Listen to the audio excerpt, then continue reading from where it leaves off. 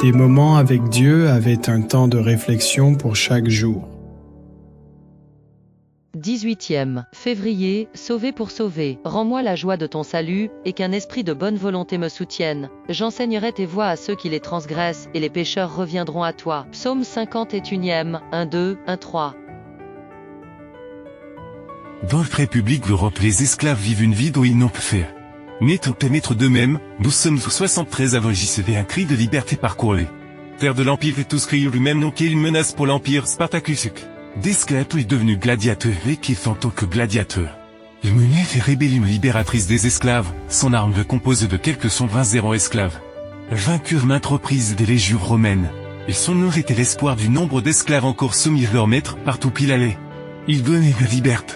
Et ceux qui étaient libres se joignaient à lui pour aller libérer d'autres. Notre histoire chrétienne est similaire. Nous avons été esclaves du maître de ce monde et nous avons fait ce qu'il voulait. Cependant, la délivrance nous est venue par le sacrifice du Christ, les chaînes du péché et de ses forces asservissantes ont été brisées une fois libres. Nous avons rejoint l'armée salvatrice du Christ pour aller sauver d'autres personnes qui sont encore soumises aux chaînes du mal. Nous avons été sauvés pour pouvoir sauver d'autres personnes.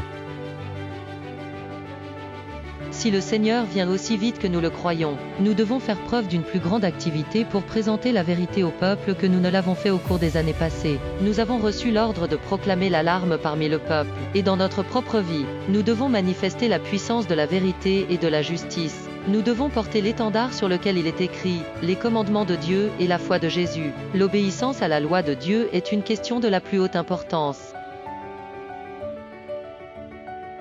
Pour des raisons de vivre qui nous justifient les pratiques du péché. Nous tombons et nous nous souillons à nouveau avec le mal. Nos péchés nous rattrapent, notre vie s'affaiblit. Les angoisses déchirent notre tranquillité d'esprit et nous reconnaissons une fois de plus qu'il n'y a pas d'autre refuge pour l'âme accablée que les bras du Sauveur. Nous devons alors retourner à Jésus, afin qu'il nous rende la joie du salut que nous avons perdu à cause de nos péchés. Qu'il nous purifie à nouveau de notre méchanceté, qu'il fasse de nous ses enfants une fois de plus comme un père aimant. Qu'il nous revête à nouveau de des robes blanches et qu'il nous passe l'anneau au doigt. Ce n'est qu'alors lorsque nous aurons retrouvé son salut que nous pourrons témoigner de son amour à d'autres personnes qu'après avoir été sauvés, nous pourrons sauver à nouveau.